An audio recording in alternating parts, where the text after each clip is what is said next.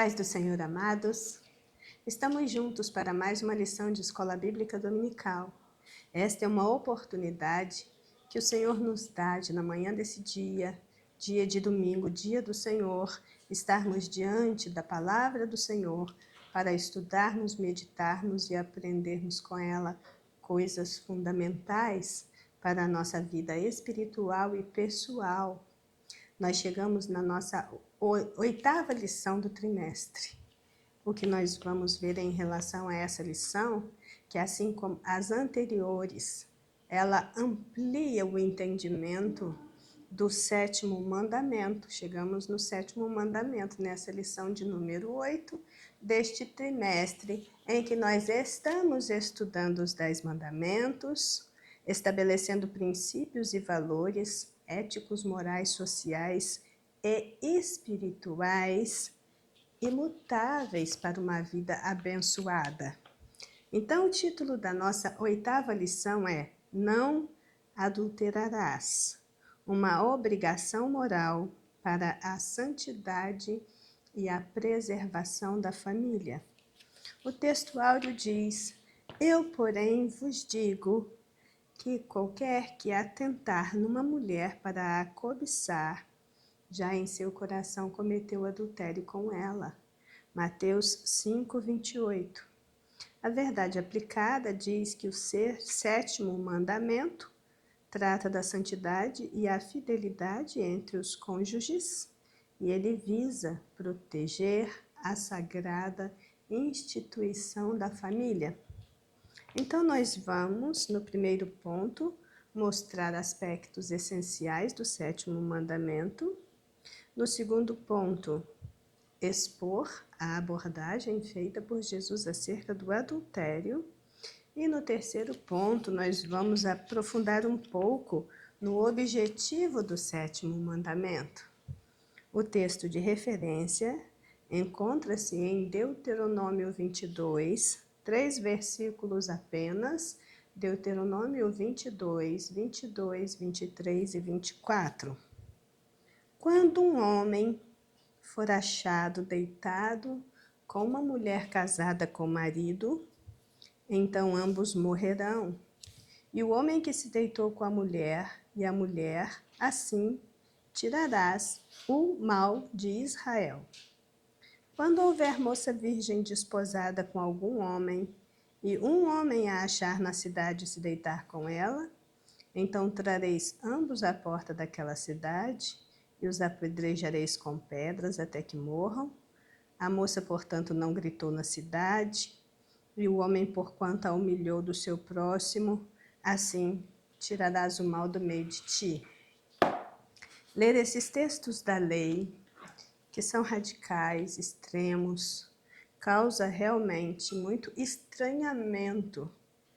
E quanto mais o tempo vai passando e a vida vai se secularizando, mais difícil se torna para alguns lerem esses aspectos da lei, que na antiguidade passada levava até as vias de fato a questão de alguém ser achado em adultério. Isso não é uma particularidade do povo de Israel, nesse momento da sua formação enquanto nação. Isso é algo presente em todo o mundo antigo desta época. Essa não é uma lei específica para o povo de Deus. É uma lei que existia mundialmente, globalmente, naquela época. Mas, como tudo na palavra de Deus é inspirado, tudo na palavra de Deus é movido muito para além das construções humanas.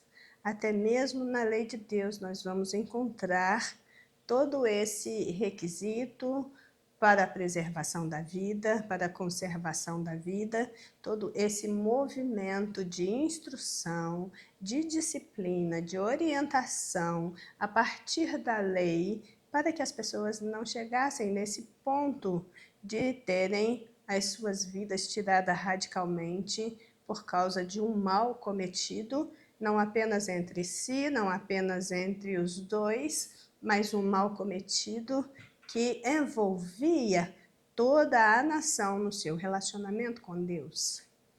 Então, vamos orar para começar esse estudo. Que Deus nos ilumine, nos dê graça, nos oriente para entendermos o que o Espírito Santo quer nos falar a respeito desta palavra.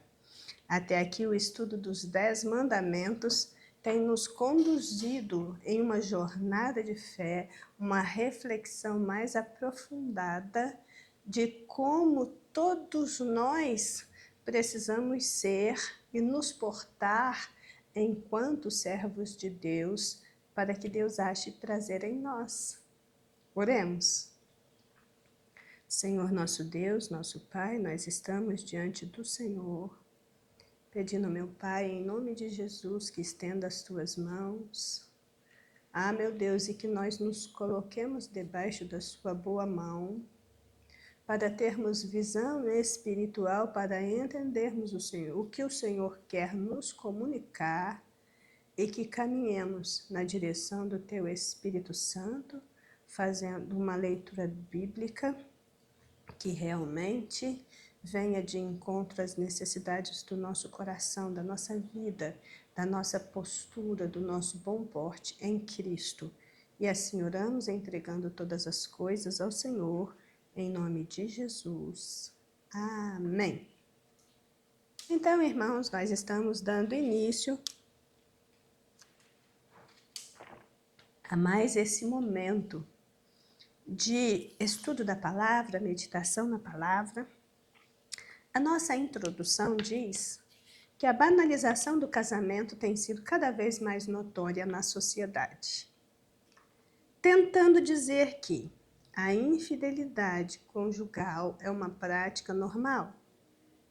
No entanto, a Bíblia nos ensina que o adultério é um pecado repudiado por Deus, conforme lemos em Êxodo 20, no capítulo 14, e também em Deuteronômio capítulo 5. Então, Êxodo 20, 14 é apenas uma frase simples, imperativa, absoluta, onde se lê: não adulterarás, ponto. Mateus 5, 27 diz: ouvistes o que foi dito aos antigos, não cometerás adultério. E então, o que nós temos diante de nós é um texto sagrado. A Bíblia Sagrada, toda a Escritura é inspirada, poderosa, é única, é completa, é santa, e ela é a nossa regra de fé e de conduta. Nós entendemos que a lei de Deus que foi entregue a Moisés, que foi promulgada ali aos pés do Monte Sinai, foi a declaração daquilo que os seres humanos precisavam ser antes que Deus pudesse ter prazer neles. É uma explicação clara de uma orientação divina que precisava ser entendida e trazida para a vida, a fim de que Deus pudesse ter prazer neles. E com base nisso, nós vamos reafirmar que a lei de Deus, sumariada, reduzida, resumida nos 10 mandamentos, também é para hoje, em todos os seus preceitos. Não há nada na lei de Deus que não seja para hoje, para o nosso tempo. Então, nós estamos diante de uma lição escrita sobre o adultério, o que nos coloca também diante do fato incontestável de que nós vivemos em uma geração em que a imoralidade na área da sexualidade ela está graçando, ganhando terreno de uma forma assustadora. Só que ela, em qualquer uma das formas que se apresente, é abominável diante de Deus. É passível de condenação e de juízo divino. Com Deus não se brinca. Deus não se deixa escarnecer. Esse é um princípio bíblico fundamental. Fidelidade. Fidelidade é um princípio bíblico fundamental. Ser infiel é quebrar princípio, e não é inteligente quebrar princípio. Mas vamos ver aqui que, na visão de mundo secular e degenerada, a infidelidade conjugal, a banalização do casamento, a quebra de alianças e de princípios se tornou uma constante e com uma proporção impensada. Atualmente, tudo que diz respeito à moral judaico-cristã tem sido confrontada, tem sido rejeitada como elemento impeditivo do progresso e da evolução da humanidade a um outro nível de mentalidade. Irmãos, isso é apenas a consequência esperada do afastamento de Deus, da perda do temor, do afrouxamento da moral cristã até pelos próprios cristãos, produzido por uma espiritualidade cada vez mais distorcida, mais rasteira, mais interesseira e mais conformada aos padrões deste mundo. Mas nós não aprendemos assim com Cristo, e naquilo que nós aprendemos, nós estamos. Então, passemos ao primeiro tópico da nossa lição, que nos explica algo a respeito de alguns aspectos do sétimo mandamento, e aqui diz que o sétimo mandamento diz respeito à preservação e estabilidade da instituição familiar, e por extensão, da sociedade humana em geral, pois trata da santidade e da fidelidade entre os cônjuges. É interessante que esse sétimo mandamento ele vem imediatamente após uma outra ordem, também imperativa, extrema, porque no sexto mandamento nós lemos: não matarás. E quando você parte para o adultério, não adulterarás, nós sabemos que o adultério é reconhecidamente um ato de infidelidade, e toda ação infiel, seja ela interna, seja ela externa, mata algo de valor que deveria ser preservado. E aí, conforme escreveu um autor que a gente tem seguido, né? Benjamin Land, ele diz que quem respeita o sexto mandamento e evita toda e qualquer violência em atos e palavras, dificilmente invadirá o casamento do outro, invadirá o ambiente de vida do outro, porque a sua consciência o impede, o limita. A importância de nós entendermos e praticarmos o sétimo mandamento é justamente pelo fato de que nós precisamos conservar a sua essência na nossa própria vida, vivendo em pureza, debaixo da bênção de Deus, se quisermos viver com Ele e morar com Ele na sua glória. No Salmo 24, os versículos 3 a 5 diz: quem subirá ao monte do Senhor? Ou quem estará no seu lugar santo? Aquele que é limpo de mãos e puro de coração, que não entrega sua alma à vaidade, não jura enganosamente, esse receberá a bênção do Senhor e a justiça do Deus da sua salvação. Então, o que nós temos neste contexto é que preservação e estabilidade estão unidos à santidade e fidelidade como condutas afins nessa reflexão inicial sobre alguns aspectos do sétimo mandamento. Então, tudo que a gente pensar a partir deste ponto, nós vamos pensar em preservação, em estabilidade, em santidade e em fidelidade.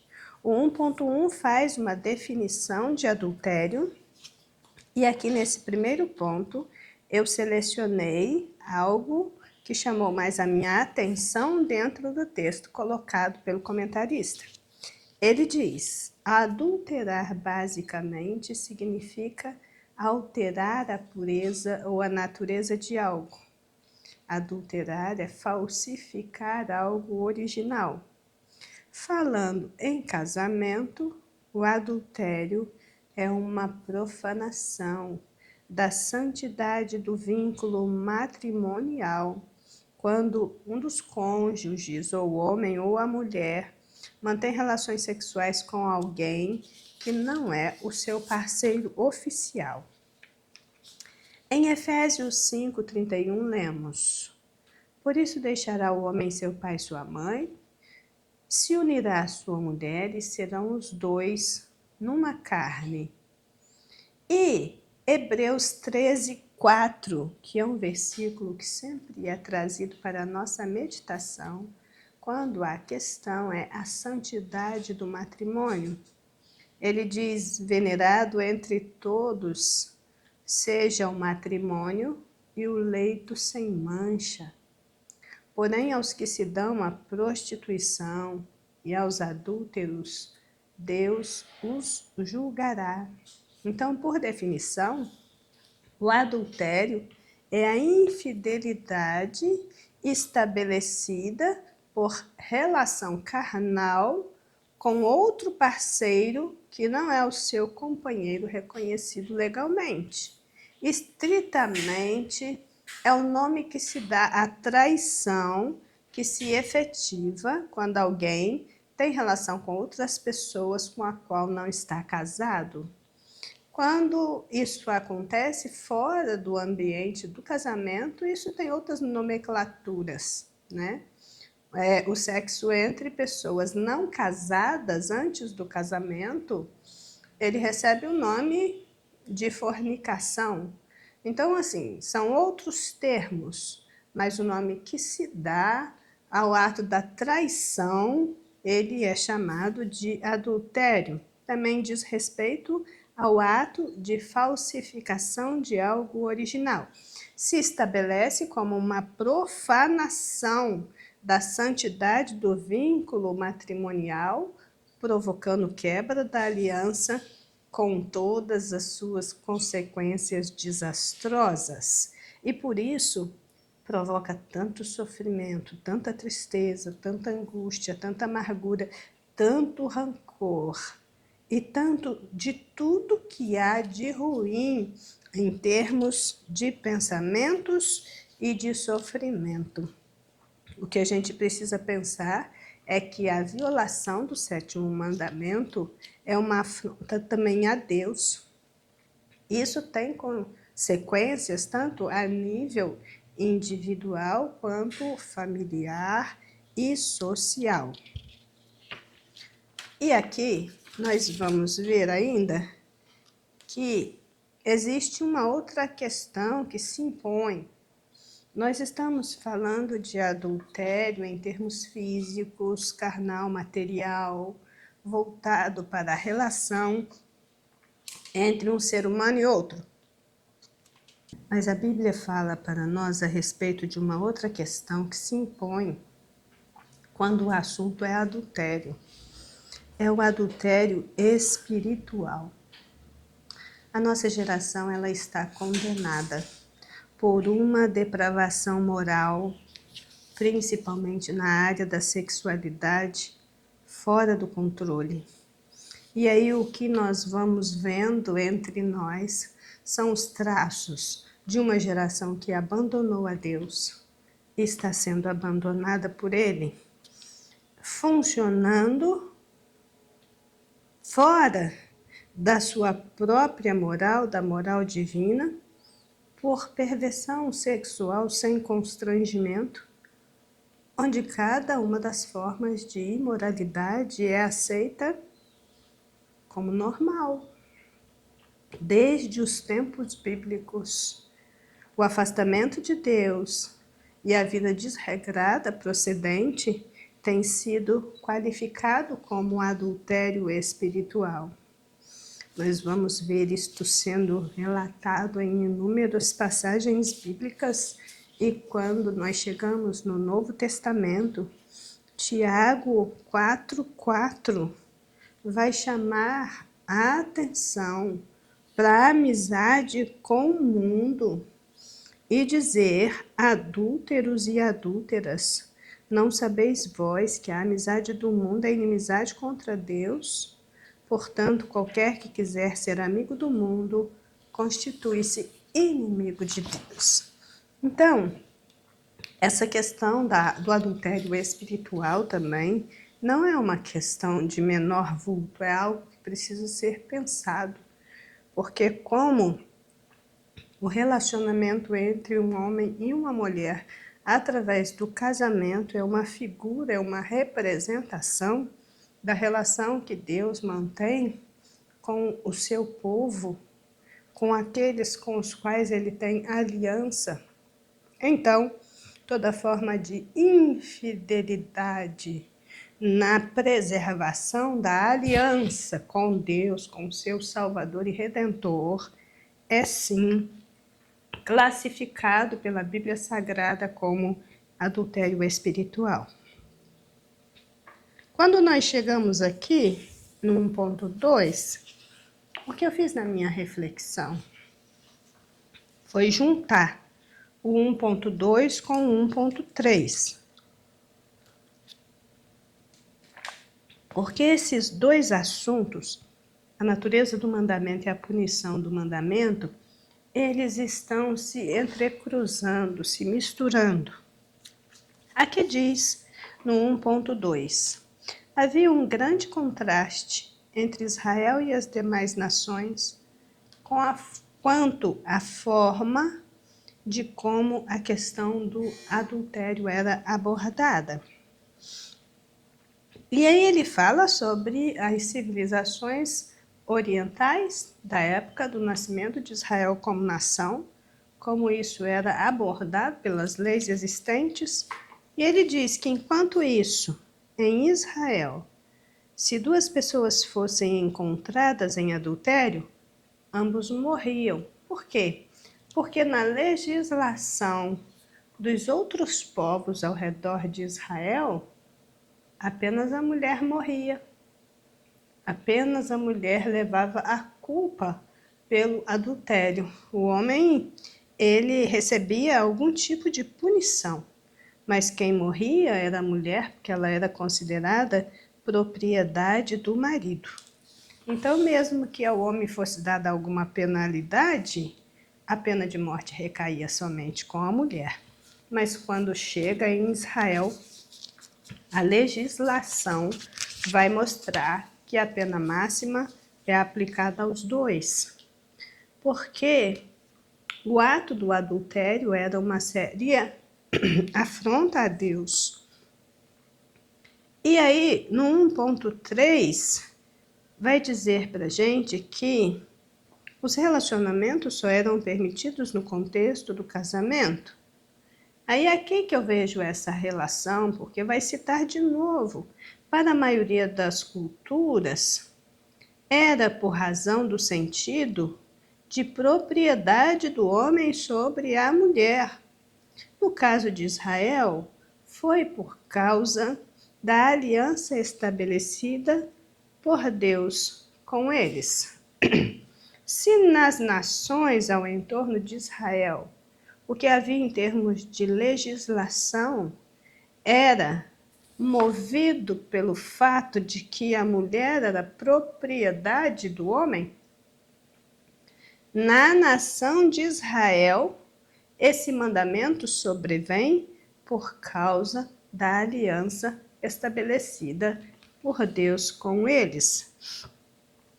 Ele dá como referência Levítico 20:10, onde se lê: também o homem que adulterar com a mulher de outro, havendo adulterado com a mulher do seu próximo, certamente morrerá o adúltero e a adúltera. Então, o que nós temos aqui nesses dois mandamentos e que precisamos chamar a atenção é que não é a nação de Israel que fez essa relação do matrimônio entre o homem e a mulher com a aliança que ela mantinha com Deus. Não é Israel que falou isso, não é Israel que explicou isso? Foi o próprio Deus. Deus se relacionou com aquela nação que ele trouxe à existência para ser luz para todas as nações. Ele se relacionou com ela de um modo particular, espiritualmente íntimo, para que ela se tornasse aquilo que ela foi criada para ser. Então, o que foi estabelecido como família e como casamento nas páginas do Antigo Testamento prossegue através das páginas do Novo Testamento, e nós vamos continuar vendo essa relação do casal entre si como um exemplo da relação de Cristo com a sua igreja, sendo essa uma verdade muito bem conhecida nas Escrituras. Efésios 5, 31, 32 diz: por isso deixará o homem seu pai e sua mãe, se unirá à sua mulher, serão os dois uma carne. Grande é este mistério, digo-o, porém, a respeito de Cristo e da igreja. Então, Paulo afirma neste texto que estamos diante de um mistério, mas nada que não possa ser desvendado e vivido na sua plenitude. Assim como vivemos a plenitude de um casamento abençoado, fiel, permanente, nós também vivemos na plenitude, no nosso relacionamento com Deus soberano, que nos amou, que nos salvou e que mantém-nos junto a Ele. Então, o que nós vemos aqui é a relação sexual fora do casamento, toda ela sendo considerada como pecado. E por esse motivo nós precisamos atentar e nos empenharmos para ter uma palavra da parte de Deus para ministrar nas pessoas, porque existem hoje pessoas, casais que se encontram vivendo em configurações conjugais diversas, sem concordância com a Bíblia. Então nós também precisaremos ter essa palavra de Deus desenvolvida no nosso íntimo para saber lidar, aconselhar, orientar, ajudar efetivamente através de uma intervenção objetiva, clara e santa, que opere com inteligência espiritual na diversidade de casos que compõem esse escopo da problemática sexual existindo fora da pureza bíblica recomendada. É o que a gente mais encontra hoje por todos os lados, inclusive dentro da igreja, com aqueles que estão chegando, eles trazem configurações familiares diversas. E é da parte do servo e da serva do Senhor buscar orientação em Deus, se orientar na palavra e meditar na palavra e desenvolver o contexto da palavra para ter algo a dizer, algo a ensinar, algo a transmitir. Porque a pureza sexual, ela se faz acompanhar da bênção matrimonial ou da bênção divina que está presente de uma forma inequívoca naqueles que fizeram a opção celibatária, né? A bênção matrimonial, ela está presente na relação conjugal, tanto quanto vai estar presente também naqueles que fizeram opção celibatária. A gente chama em alguns contextos de solteirismo, não é porque está solteiro que vai estar fora da bênção de Deus nesse quesito. De forma alguma, a bênção de Deus está sobre o casal no seu casamento, está sobre os solteiros, está sobre aqueles que estão vivendo num estado de viuvez assumida, mas estão vivendo com toda a honra e dignidade própria de um servo de Deus. Então, sim, irmãos, a pureza sexual, ela se faz acompanhar da bênção divina, independente da condição da pessoa. Independente se está casado, se está solteiro, se está viúvo, eu preciso caminhar nesta vida debaixo da bênção de Deus. E um modo de ter a bênção de Deus sobre a minha vida é prosseguir a minha jornada de fé puro, limpo, íntegro, consagrado, santo, separado para o Senhor, cuja vida é para louvor da sua glória. Então, estar em uma relação matrimonial legítima e, ao mesmo tempo, manter relacionamento sexual fora do casamento, isso é, antes de tudo, uma afronta a Deus. Mas, será que é somente isso que afrontava a Deus no quesito da sexualidade? E aí nós vamos começar a pensar que uma conduta divinamente aprovada e os meios de enfrentar as dificuldades críticas nesta área, porque não é fácil você ter uma vivência que às vezes te coloca num estado de vulnerabilidade em relação à sua vida sexual. Você tem fatores, circunstâncias diversas que, estando ocorrendo na vida de uma determinada pessoa, pode deixá-la frágil nesta área. Então, quando a gente estuda essa questão de adultério, o nosso olhar é abrangente e precisa ser ampliado para contemplar outras questões que também fazem parte dessa ética, dessa moral cristã que vai ser então comprometida se a pessoa não se mantiver nesse estado de pureza. O que nós vemos aqui é que hoje nós temos diante de nós um universo de questões quando o assunto é pureza sexual ou a imoralidade sexual graçando, ganhando terreno nessa geração de pessoas, e às vezes a gente não fala nisso, não reflete sobre isso, não traz isso para o centro da nossa discussão, porque além do adultério, que é reconhecido através de um ato consumado, nós só conseguimos saber das coisas depois que elas acontecem.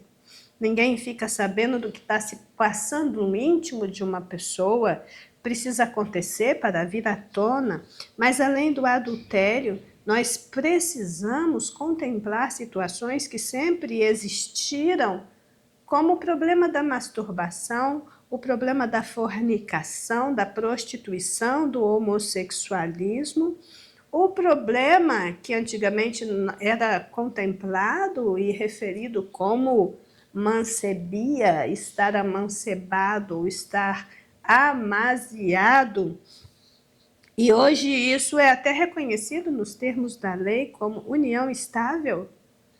É o problema da poligamia, o problema do divórcio, do novo casamento depois do divórcio, e inúmeras formas de perversão sexual que estão se alastrando na sociedade moderna como praga sem controle e até mesmo sendo defendida e promovida, tais como o consumo de pornografia, todo tipo de desvio sexual aberrante, entre os quais se nomeia o sadismo, o masoquismo, o fetichismo, a bestialidade, que é o sexo com animais, o incesto, que hoje, inclusive, é defendido na forma da lei em alguns países, a pedofilia. Existe todo um movimento para poder descriminalizar a pedofilia. E o mais triste é que essa lista ela não para aqui. Então, quando nós falamos da natureza do mandamento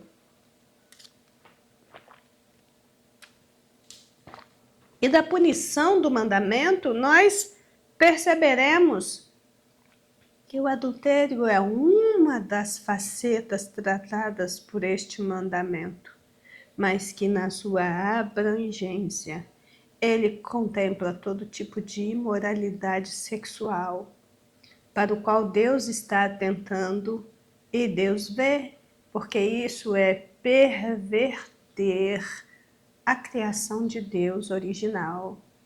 Isso é degenerar o projeto de vida de Deus para o ser humano. Então, desde o início, o casamento se estabeleceu como uma prescrição divina que cumpre diferentes funções, e uma delas é proteger contra a imoralidade e garantir a saúde da relação matrimonial. Então, quando alguém, deixando a proteção do casamento e da família, vai se aventurar em relações extraconjugais, ele está comprometendo a saúde da relação matrimonial e ele pode até matar o seu casamento, que é o que acontece muitas vezes. Veja que esse é um caso onde a gente pensa um pouquinho sobre essa questão da natureza do mandamento, da punição do mandamento, que faz essa avaliação entre as nações ao redor, como via o casamento e aquilo que Deus traz como lei para dentro da família. Então, o que nós vemos aqui é que qualquer pessoa que sai de debaixo da proteção da lei fica exposto. E tudo pode acontecer. Quem quebra a aliança não está somente esfacelando um casamento. Antes de tudo, entrou em rota de coalizão contra Deus. Está lutando com Deus. É infiel primeiramente para com Deus. Deus protege a relação matrimonial e isto é o que está posto no 7º mandamento. E quando nós cumprimos a exigência divina, Deus também cumpre a sua parte no trato de nos manter em segurança na sua presença, velando pelo que é nosso. Mas quem descumpre o 7º mandamento está entrando em um terreno sombrio, assumindo uma dívida com Deus e vai ter com ele na prestação de contas. Então, a problemática que se instala na família por causa dos casos de infidelidade, ela é reflexo de um problema maior em andamento, ou seja, quando a bomba explode, isso é apenas a ponta do iceberg.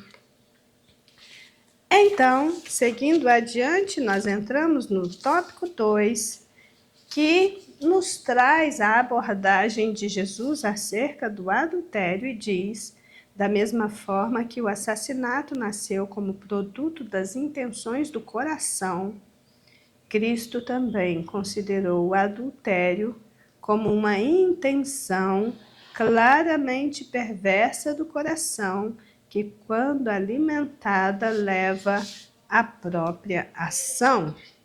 E aqui dá como referência Mateus, o capítulo 5, versículo 18. Mas se você pega o Mateus 5 e começa a pensar em cima dele, ele vai nos apresentar, a partir do versículo 17, a relação entre a lei de Moisés e os preceitos do reino de Deus. Pode-se dizer que esses preceitos, na visão de Jesus em suas exigências, são mais rigorosos do que aqueles requeridos pela lei de Moisés. Porque Jesus mostra que, em lugar de anular ou enfraquecer o que Deus exigiu sobre a lei, ele veio para cumprir num caráter de maior exigência, a fim de demonstrar o caráter do Pai Celestial. Jesus então nos apresenta, por exemplo, um enfoque que até então não era considerado com relação ao homicídio, com relação ao adultério, ao divórcio, aos juramentos, à vingança e, finalmente, ao amor. Jesus vai dizer: vocês ouviram o que foi dito na lei e pelos profetas. Eu, porém, vos digo que...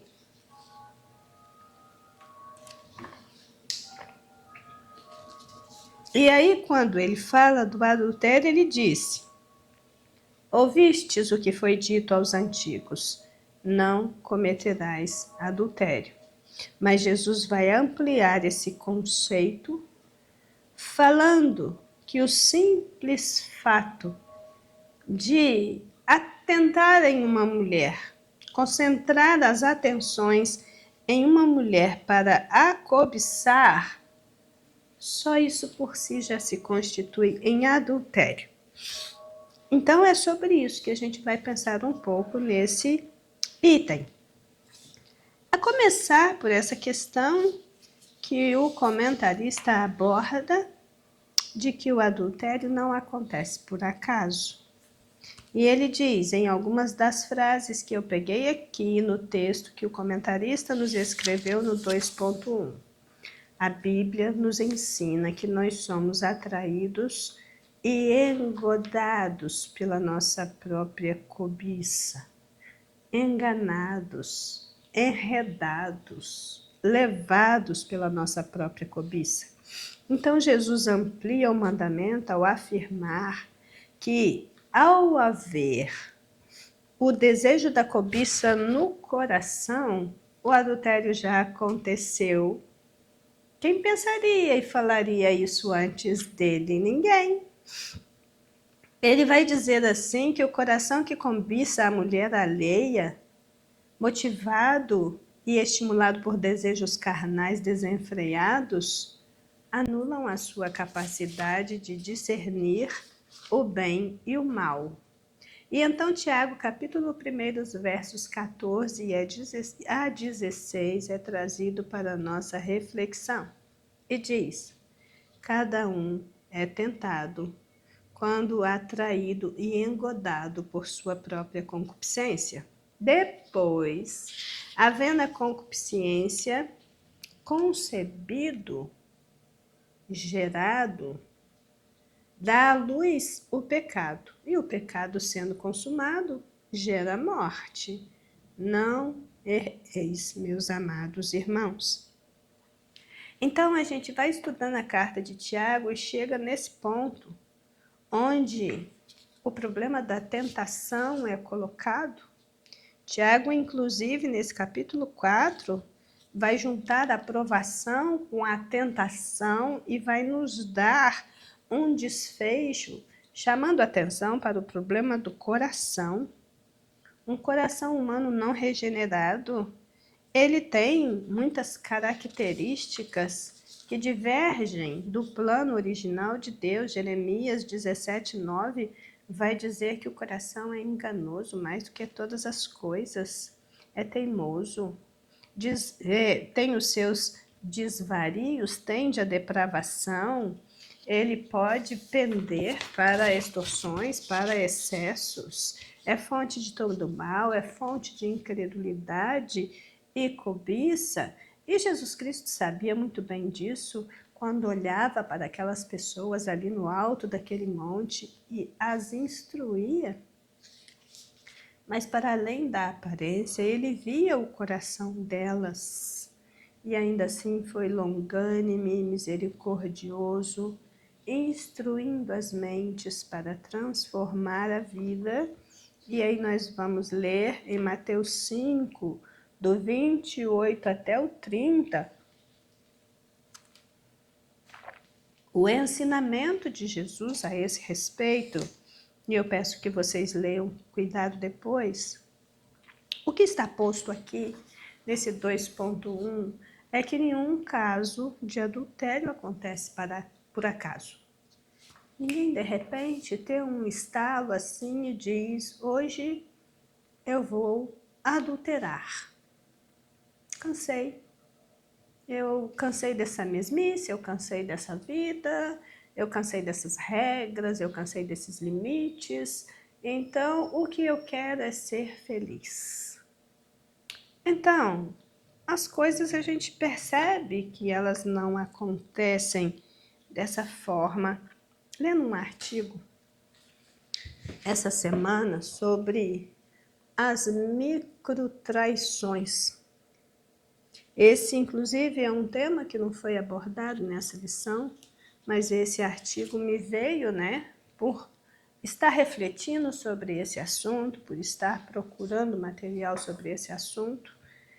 E aí, desde o advento da internet, das redes sociais e do modo como isso se estabeleceu no nosso modo de vida cotidiano, você tem aí uma facilidade para poder envolver-se em uma situação complicada fora do seu relacionamento familiar, conjugal, sexual, como nunca se teve antes.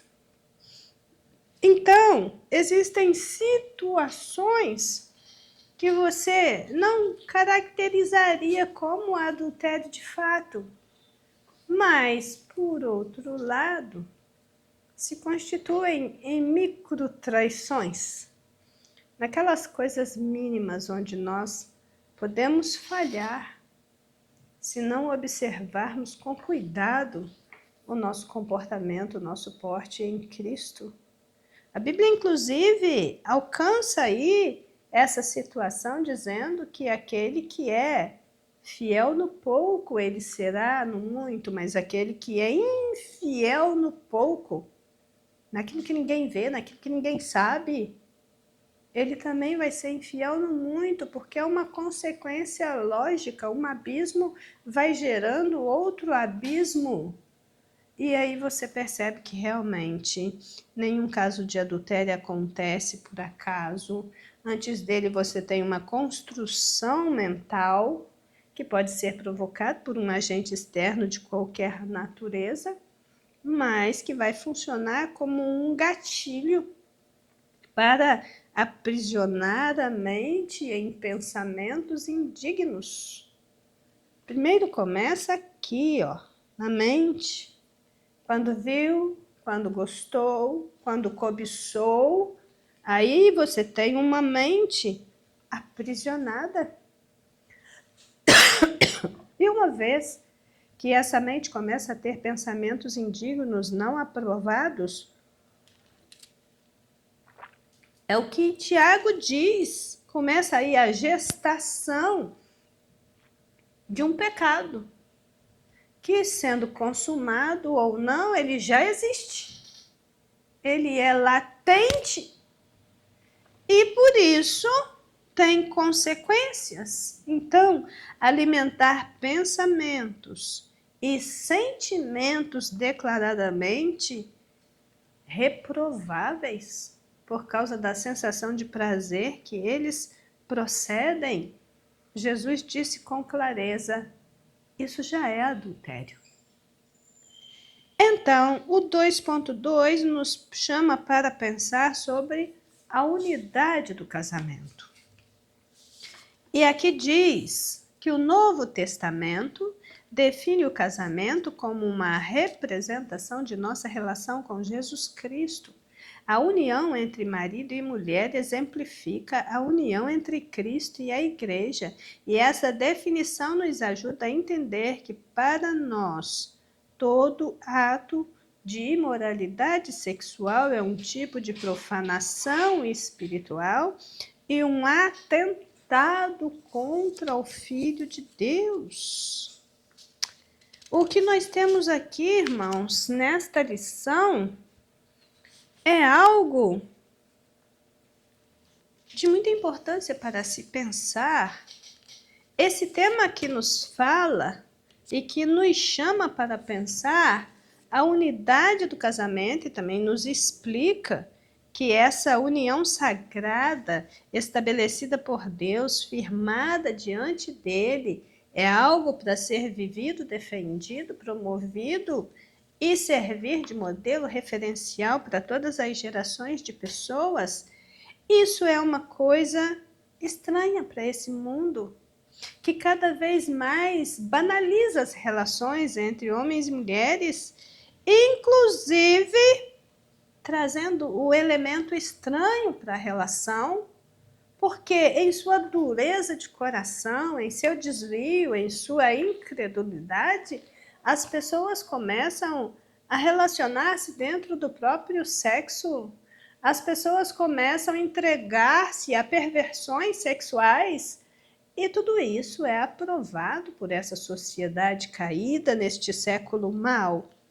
Mas o que esse item nos chama para pensar quando fala da unidade do casamento, nós vamos discorrer aqui sobre esse entendimento que esse assunto coloca para nós, que é nós sabermos fazer essa distinção entre o casamento no modelo contratual e o casamento no modelo de aliança.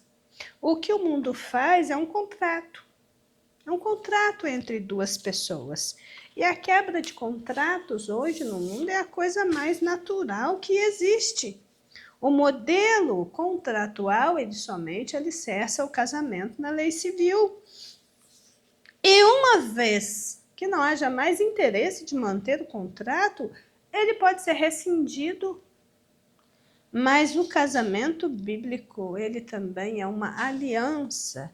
E essa aliança, ela incorpora características contratuais também, porque nós nos casamos civilmente, nós nos casamos segundo a lei de Deus, nós nos casamos por contrato, por assim dizer, mas vai além. Nós não ficamos nisso, porque nós vamos diante de Deus e na presença de testemunhas, assumir um compromisso que, efetuado nesta terra, é efetivado no céu. Quando dois de vós concordam acerca de alguma coisa aqui na terra, eu e meu Pai concordaremos no céu. Então, estabelece-se aí uma aliança, não somente entre um homem e uma mulher, mas também entre esses dois, o homem e a mulher, com Deus. Todo casamento é esse tripé de 3 pernas, né? Homem, mulher e Deus. Isso nos coloca a todos numa situação em que nós precisamos aprender a conservar, porque quando a gente olha para as Escrituras, a gente percebe essa verdade fundamental. A lei, ela sempre existiu para mostrar o pecado. E nós vamos lendo esses escritos e vendo que havia a lei para nos fazer enxergar, para identificar o pecado que existe em todo ser humano, mas há toda uma instrução divina a partir de Jesus Cristo, de que ainda que não estejamos mais sobre o rigor da lei, que exigia que as partes fossem mortas quando encontradas num estado de adultério, praticando o adultério, não significa que essa morte está deixando de acontecer, porque verdadeiramente quem se entrega a essa prática, ele morre espiritualmente, e se não for trazido à vida a tempo, ele vai experimentar uma morte eterna. E o 2.3 nos leva a pensar no zelo que precisamos ter em relação a esse matrimônio. O 2.1 falou para a gente que o adultério não acontece por acaso. Ele é uma construção, ele é um processo em andamento. E ele pode começar através de microtraições ou tão somente em um pensamento aprisionado em um desejo reprovável. No segundo ponto, desse segundo item, nós pensamos sobre a unidade do casamento, que o nosso casamento, muito mais do que o contrato, ele é uma aliança. E quando se diz no 2.3 sobre o zelo pelo matrimônio, é chamando a nossa atenção que Deus criou o casamento, o tornou sagrado, para que a união não fosse somente de pensamento, mas também de corpo, de entrega, de uma união que chega a formar esta unidade. E unidos, e em unidade, eu e você precisamos zelar pelo nosso matrimônio. A preservação e conservação do leito conjugal geram um grande poder no vínculo matrimonial. Nós precisamos realmente entender que a preservação e conservação da pureza do leito conjugal é pessoal e intransferível.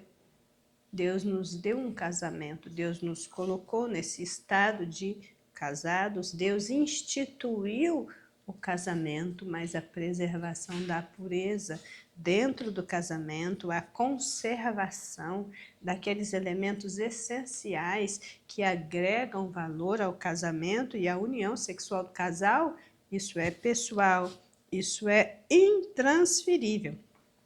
Aquilo que era punido com morte física, abrupta, violenta no passado, é agora transmitido para o âmbito da justiça divina, e a nova aliança redentiva inaugurada por Cristo traz à tona um outro tipo de morte que a iniquidade produz, que é a pessoa estar nesse estado de morte espiritual.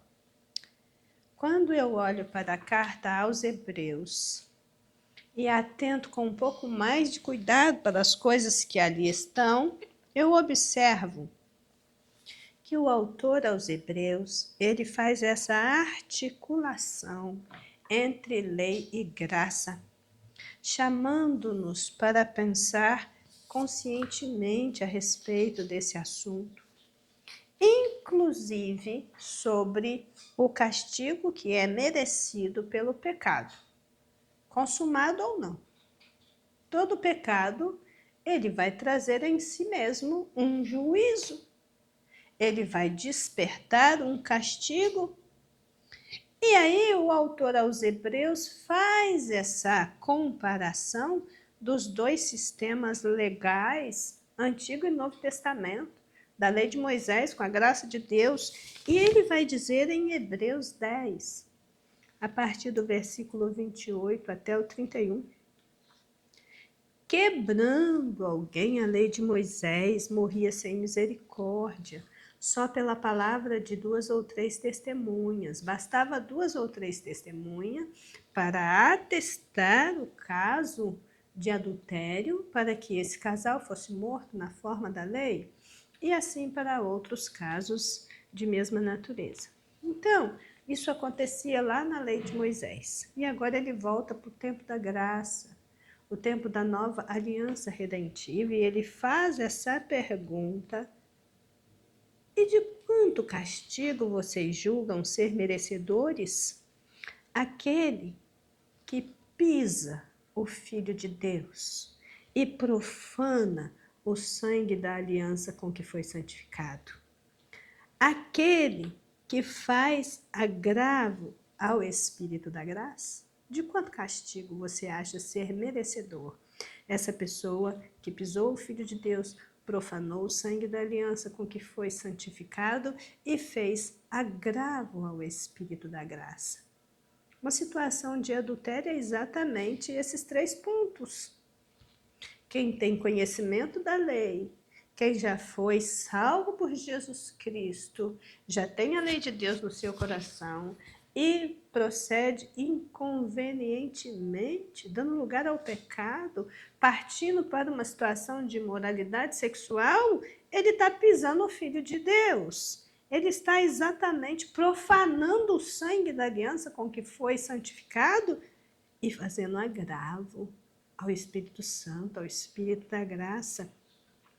Porque bem conhecemos aquele que disse: minha é a vingança, eu darei a recompensa. Então o caso passa também para um âmbito divino, é Deus que julga, é Deus que dá o veredito, a sentença, e traz a recompensa a cada um segundo os seus feitos. E outra vez diz: o Senhor julgará o seu povo e horrenda coisa é cair nas mãos de um Deus vivo. Então você tem esse caso que o rigor da lei ele era aplicado em muitíssimos casos onde a pessoa morria sem misericórdia, mas vindo a plenitude dos tempos, Deus enviou seu filho, nascido de mulher, nascido sobre a lei, para que ele pudesse estar acima da lei, entre aspas, né?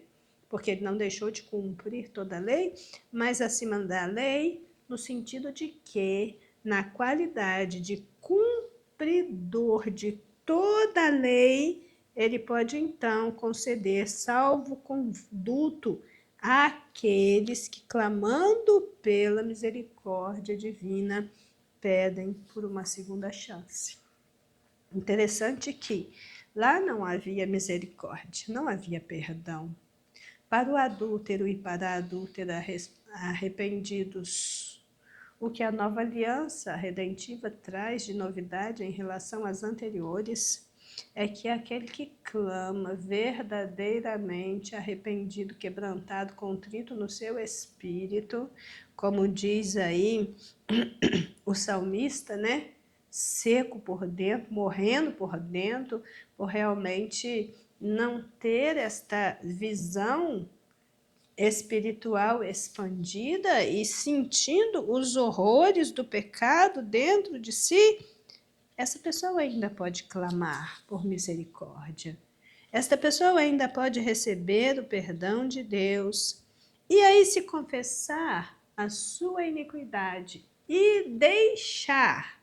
Não é só confessar, é confessar e deixar, é assumir compromisso diante de Deus, de mudar de vida, de mudar de rumo e de permitir ao Espírito Santo transformar o seu caráter para que não venha cair de novo no mesmo laço, para que não seja como uma porca lavada que volta para a lama ou um cão que volta para o vômito. Tudo isso é trazido para a nossa meditação nesse contexto. Porque o que eu tenho aqui é que eu preciso zelar por aquilo que eu tenho, por aquilo que Deus deu, por aquilo que Deus faz, mas se eu não zelo, se eu procedo como o infiel, a minha vida então vai estar comprometida completamente. Mas fica ainda aqui um conselho bíblico fundamental para as pessoas mais jovens. Nós temos o Salmo 119 que diz: como purificará o jovem o seu caminho, observando-o conforme a sua palavra. E aqui eu fico pensando que às vezes a gente associa a pessoa jovem a pessoas muito jovens. Mas você tem pessoas jovens, muito jovens e não tão jovens, solteiros ou casados, que estão em plena atividade reprodutiva, com vida sexual ativa ou não, mas que precisa manter-se puro e incontaminado em meio a uma geração impura e corrompida, devassa, degenerada, que investe pesado para poder apartar o máximo de pessoas possíveis daquele porte cristão que é recomendado pelas Escrituras. Então, olhando para o seu próprio caminhar no mundo e diante de Deus, este jovem, essa pessoa jovem que sexualmente está aí com seus hormônios em ebulição, ativo, esta pessoa precisa manter-se incontaminado, manter sua pureza, manter-se na reta doutrina. E aí o que acontece é que sem o conhecimento da palavra da verdade e a influência da vida dela sobre nós, ou uma influência insuficiente, isso não vai dar a esse jovem condição de manter-se firme na sua torre de vigia e não se quedar diante do pecado. Conhecimento superficial das Escrituras gera uma teologia fraca, e uma teologia fraca nunca será páreo para tentações fortes. Então, o zelo pelo matrimônio, para não entrar em situações que possa nos desviar e nos fazer pisar no Filho de Deus, profanar o sangue da aliança com o que foi santificado e fazer agravo ao Espírito da graça. Contempla também toda essa multidão de pessoas jovens que ainda não estão em um matrimônio efetivo, que, segundo consta aqui até agora, este momento, é também um espaço, um ambiente para coibir, para frear a imoralidade na área da sexualidade, mas esse jovem precisa observar o seu caminho.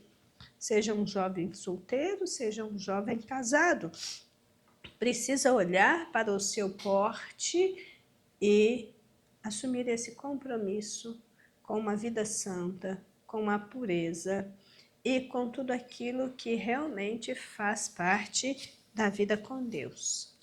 Amém? Então, o terceiro tópico da nossa lição, onde esmiuça um pouquinho sobre o objetivo do mandamento, vai dizer aqui que, por ser o sexo uma dádiva do Criador, o relacionamento sexual, de acordo com a palavra de Deus, está debaixo da bênção divina. Mas quando este mandamento, ou quando este relacionamento afronta o mandamento divino, torna-se um relacionamento prejudicial, principalmente para a comunhão com Deus, e ele vai ser um agente de maldição e não de bênção. Então, toda pessoa precisa olhar para si mesmo e seu próprio comportamento diante dessa questão e entender isso. Provérbios 26, 2, que é citado aqui pelo comentarista, diz: como um pássaro no seu vaguear e como a andorinha no seu voo, assim a maldição sem causa não virá. A maldição sem causa, ela não se cumpre. Quando você se coloca de bênção, debaixo da bênção de Deus, está apto para receber e viver as bênçãos de Deus na sua vida, a maldição sem causa, ela não vai acontecer, ela não virá. Mas o oposto também é verdadeiro. Estar num estado de maldito é estar num estado onde a bênção está ausente. Perdeu a bênção, tornou-se maldição. E aqui o que nós temos é que, em tempos de tanta sedução e apostasia, ou voltamos os nossos olhos para a palavra de Deus, para aprender a ser aquilo que Deus quer que sejamos, ou vamos ser consumidos nesta guerra. Há um padrão bíblico para sexo, para casamento, para família, um padrão definido para o homem, para a mulher, uma estrutura e uma autoridade que deve ser defendida, entendida, vivida de conformidade com as Escrituras. E eu e você precisamos saber disso e precisamos saber aplicar isso na nossa existência. Porque a verdade de Deus precisa não somente ser falada, mas ser vivida na prática para termos o entendimento que Davi teve e pelo qual ele orou. Em 2 Samuel 7, 29, e eu recomendo você ler a partir do versículo 16, ele diz: "Sê, pois, agora servido de abençoar a casa do teu servo, para permanecer para sempre diante de ti, pois tu, ó Senhor, o disseste, com a sua bênção será para sempre bendita a casa do teu servo." Isso chama a nossa atenção, porque o que acontece é que a bênção divina no matrimônio, ela vai do mais amplo, alcançando aí todo o contexto familiar intergeracional. Então, a bênção do matrimônio, ela alcança as próximas gerações. Uma casa abençoada gera uma família abençoada, gera descendentes abençoados. Mas isso vai desde esse mais amplo que alcança até as futuras gerações, até o mais íntimo, que é a relação sexual do casal. Veja que, como uma pequena fagulha, a vida sexual ativa, biblicamente aprovada, sensata, honesta, pura, traz equilíbrio, traz serenidade, traz contentamento e mantém a presença de Deus em uma casa construída para a glória de Deus. Enquanto o pecado, até aquele que é cometido nas mínimas coisas, afasta a presença de Deus. O que nós temos quando falamos de adultério ou a quebra do 7º mandamento, não apenas o casal é afetado, não apenas o seu relacionamento sexual íntimo é afetado, mas nós temos o desmoronamento da construção de uma vida inteira. E isso é uma das consequências diretas e esperadas. Todos sofrem, todos. Todos são atingidos em maior ou em menor grau. Todos vão receber em si os respingos do comportamento infiel. Porque, como diz Romanos 14:7, nenhum de nós vive para si, nenhum de nós morre para si. E Hebreus 13:12 vai nos lembrar, então, irmãos, vede que nunca haja em qualquer de vós um coração mau e infiel para apartar-se do Deus vivo. Então, no meu estudo aqui desse terceiro tópico, o que eu fiz foi juntar também o 3.1 com o 3.2, porque o 3.1 fala de guardar a santidade no casamento e o 3.2 fala de guardar a santidade do lar. Guardar a santidade do casamento e guardar a santidade do lar pode, assim, ser pensado de uma forma conjunta. O 3.1 diz que, infelizmente, em nossos dias, o adultério tem causado desintegração em muitas famílias. Ele vai dizer que guardar a santidade do casamento é vital para a sustentação da relação conjugal, que nós devemos descartar tudo aquilo que ponha em risco a segurança dos nossos casamentos. Precisamos, instalar nas nossas mentes um detector de perigo, tanto para as pequenas quanto para as grandes coisas.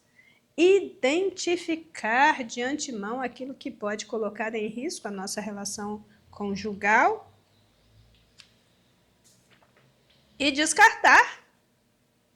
E partir aí para a prevenção, para a promoção de um relacionamento conjugal satisfatório. O 3.2 vai dizer que o lar estável tem um efeito profundo nos filhos, que os filhos que não estão cobertos com a segurança de um lar solidamente constituído, em geral, porque aqui também há exceções, resulta em pessoas inseguras, improdutivas e problemáticas, e os resultados da desintegração dos lares por adultério são tristes e são alarmantes. As promessas de Deus para o casamento, elas são inequívocas, elas são infalíveis, elas são imutáveis. Elas continuam disponíveis para aqueles que creem. Aí, novamente, o nosso olhar se volta para Davi. Ele não teve uma família perfeita, longe disso.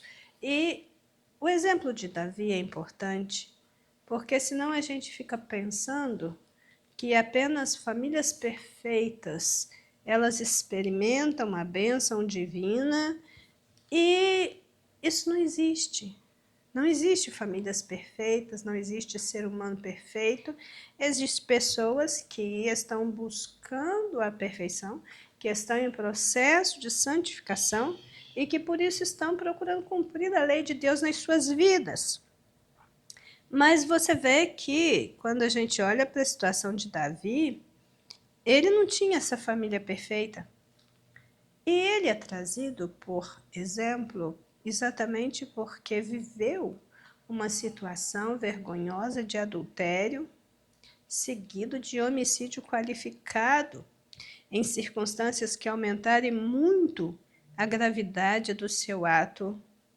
Mas o relacionamento de Deus com Davi foi restabelecido por meio de uma aliança. Aqui diz em 2 Samuel 23:5, Davi declarando: ainda que a minha casa não seja tal para com Deus, contudo, ele estabeleceu comigo uma aliança eterna, de que tudo será ordenado, guardado, porque toda a minha salvação e todo o meu prazer está nele. E aí, lendo 2 Timóteo 2,13, diz: se nós formos infiéis, ele permanece fiel, porque não pode negar a si mesmo. O que nós temos aqui é que Davi, como um homem segundo o coração de Deus, ele foi quebrado até o pó e a cinza. Ele foi esmagado pela culpa, como diz o Salmo 32, dos versos 3 a 5. Ele sofreu horrores, lutas íntimas pesadas, até que confessou o seu pecado, suplicou perdão e rogou a Deus que renovasse em seu espírito essa companhia, porque ele não queria, em hipótese alguma, ser abandonado por Deus e perder a presença do seu Espírito Santo no seu íntimo. E o Salmo 51 é exatamente o grito do desesperado por perdão, por reconciliação, por renovação da aliança.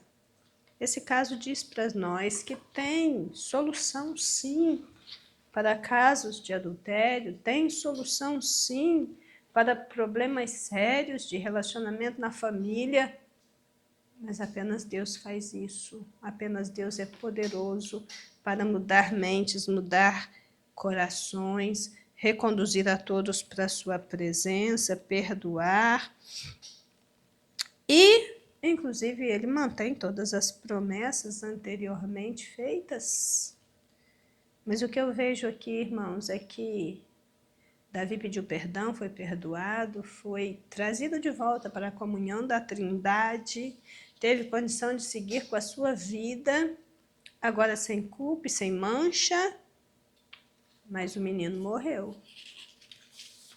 E isso deveria nos levar a pensar que a solução para o adúltero, a perdão, a reconciliação, a vida plena diante de Deus, que apaga as transgressões e do pecado não se lembra mais, desde que o pecador contrito se arrependa, que busque o perdão, que peça perdão de todo o coração, e quem pedir esteja totalmente, completamente disposto a abandonar a iniquidade e a abster-se completamente dela. Deus é Deus de segundas chances.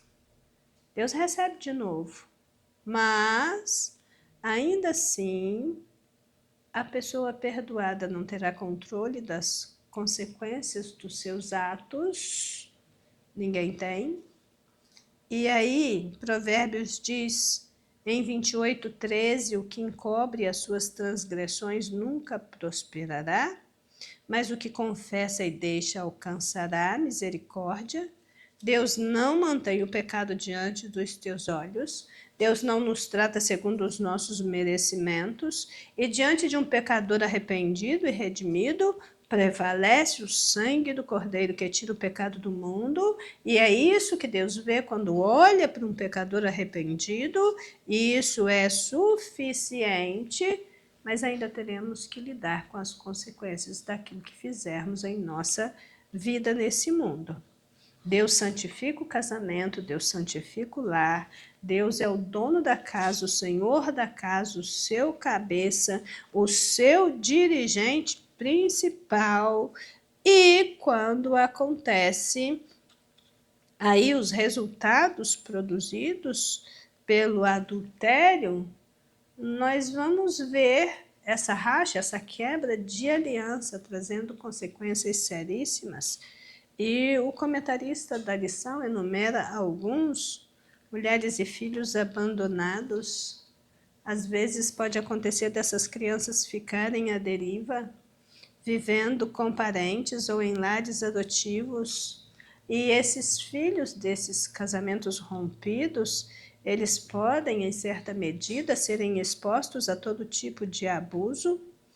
E você vai ter um quadro aí de homens criando filhos que não são seus, enquanto os que são seus estão abandonados e vice-versa, mulheres criando filhos de outros relacionamentos conflituosos e disfuncionais, homens, mulheres e filhos ressentidos, com profundos conflitos emocionais, com feridas na alma, traumas que vão levar pela vida fora.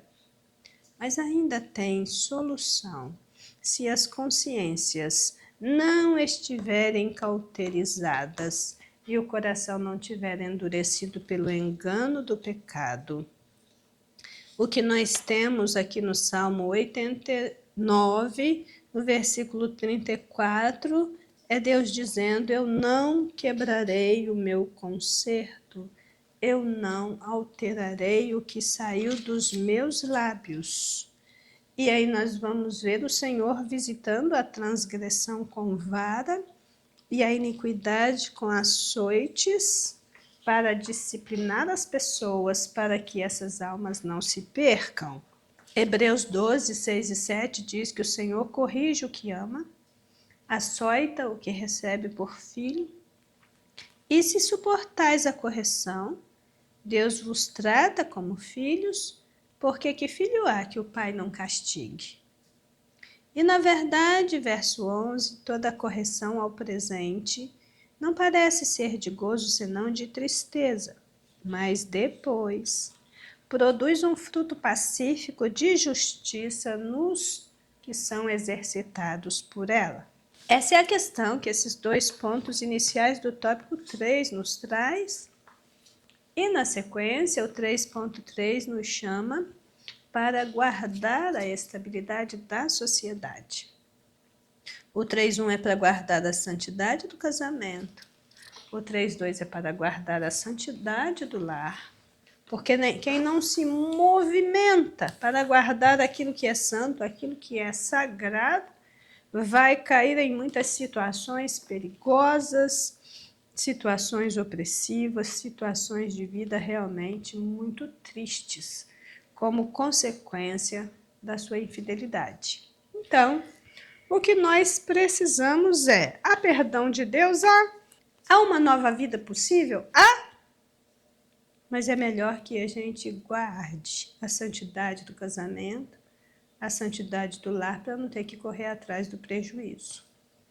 Por fim, guardar a estabilidade das sociedades, diz aqui o texto: famílias fortes produzem cidadãos estáveis, e isso fortalece as sociedades, lares com casamentos estáveis e com pais preocupados com a saúde emocional dos seus filhos podem orientar mais eficazmente para neutralizar os efeitos da perversão instalada na sociedade. Veja que a sociedade sempre vai entender a família como uma construção humana. Jamais ela vai referir-se à família como uma instituição divina. Mas o nosso entendimento, e que acreditamos ser o único verdadeiro, é que assim como Deus trouxe todas as coisas à existência, Ele também planejou, Ele também constituiu a família. E uma vez unido pelos laços matrimoniais, ela emerge e se torna uma construção permanente.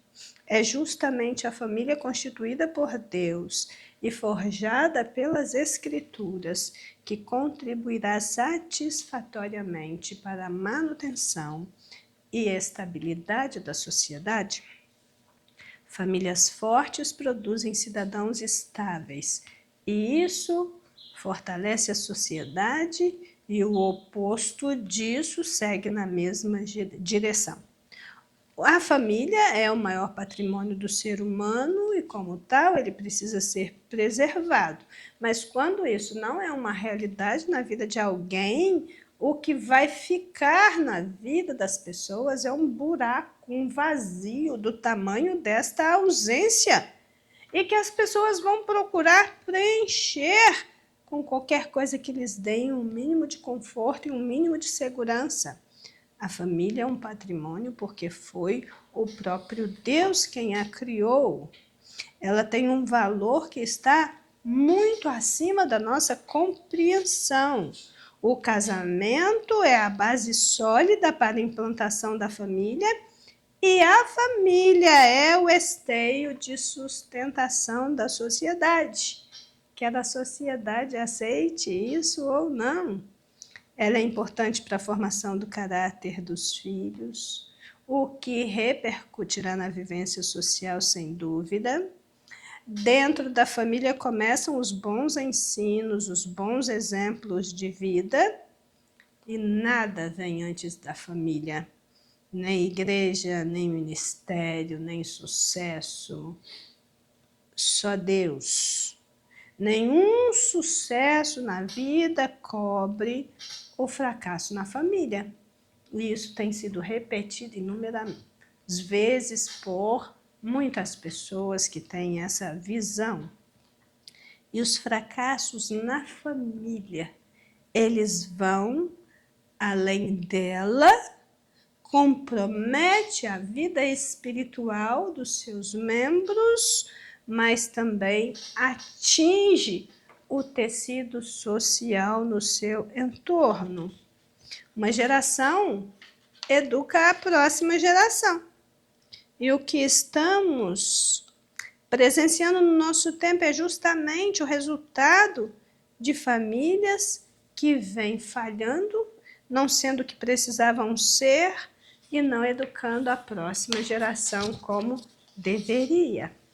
Então, fechando aí, esse assunto, como o relacionamento de Cristo com a sua igreja é o exemplo máximo e é a figura de maior expressão do ideal divino de casamento, então aquilo que acontece na igreja, o modo como Deus trata com ela, também vai servir de ilustração prática para os nossos lares. Isso não é uma utopia, irmãos, isso não é um sonho impossível. A sociedade, ela precisa ver em nós, cristãos, famílias estruturadas e lares sólidos. E eu e você precisamos nos esforçar para isso. Olhar para esse ponto em que estamos hoje, olhar em volta, olhar a nossa família, a nossa relação conjugal e assumir esse compromisso com Deus, de manter esse laço sagrado com todas as nossas forças, porque é isso que vai ficar em memória depois da nossa partida. O que fica no coração e na mente das pessoas sobre quem nós fomos e quem nós fizemos é exatamente o que eu e você fizermos em todas as áreas da nossa vida e que deve servir de exemplo para todos indistintamente. Nós não estamos atirando no escuro. O amor de Deus, ele é a origem e o exemplo das outras manifestações bíblicas de amor. E o Deus que nos ama nos comunica esse amor de muitas formas. Ele também zela, ele também sustenta, ele também protege, ele supre as nossas necessidades emocionais, físicas e espirituais, e assim também os cônjuges que refletem a luz de Deus. Eles precisam dessa disposição de fazer o mesmo um para com o outro e agir com sabedoria e inteligência espiritual nos seus relacionamentos. No passado, a estrutura familiar moldava a sociedade. Agora, nós vemos a sociedade interferindo no formato da família e definindo qual é o conceito de família aceito atualmente, o que deve ou não acontecer nos lares, nos relacionamentos familiares, e mais do que isso, como que uma família deve ser constituída. Então, nós entendemos que as famílias estão realmente sob ataque, que nós estamos em uma guerra e não podemos negligenciar os desafios que se impõem na atualidade. O que era pecado continua sendo pecado. E se nós quisermos guardar a estabilidade da sociedade, nós não poderemos abrir mão da reta doutrina e nós precisaremos guardar o bom depósito do que temos recebido do Senhor, mediante o Espírito Santo que habita em nós. Então, concluindo, a revista nos diz que manter a família com princípios e valores cristãos é o grande desafio da pós-modernidade. E se alguém disser que adulterar é um meio de apimentar a relação, você foge disso, porque o adultério ele é perverso, ele é maligno, ele é potencialmente destruidor de tudo que existe de mais sagrado em termos de relacionamento. E por isso há um mandamento divino para contê-lo antes que aconteça.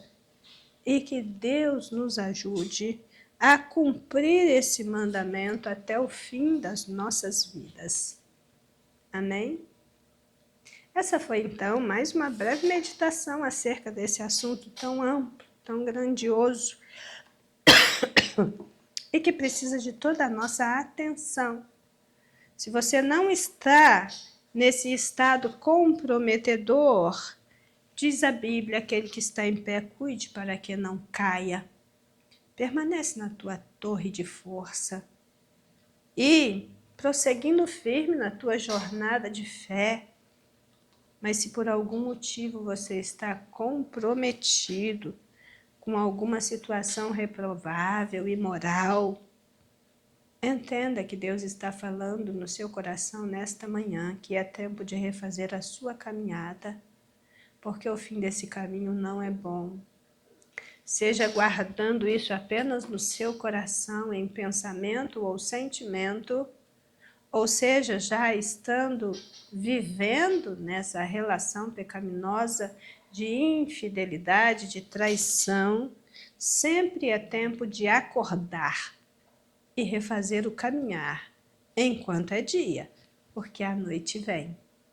Amém, amados? E com isso, então, nós terminamos essa reflexão do 7º mandamento, onde a lei escreve, descreve e exige de nós uma conduta de não adulterar em nenhuma condição e sobre nenhuma possibilidade.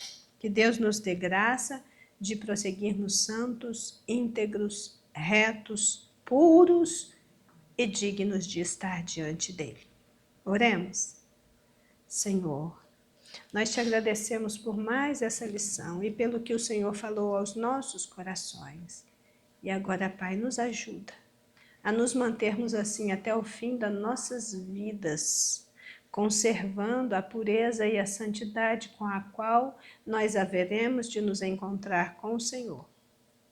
Ah, Senhor, ajuda aqueles que estão abrigando nos seus corações pensamentos e sentimentos comprometedores. Salva, livra, ajuda e traz de novo a alegria da tua salvação. E que em tudo o seu nome seja glorificado na vida regenerada. E assim nós agradecemos em nome de Jesus. Amém? Um bom domingo, que o Senhor abençoe sua vida, sua casa, sua família e que tudo esteja diante dele em plena consagração, honra e dignidade. Amém?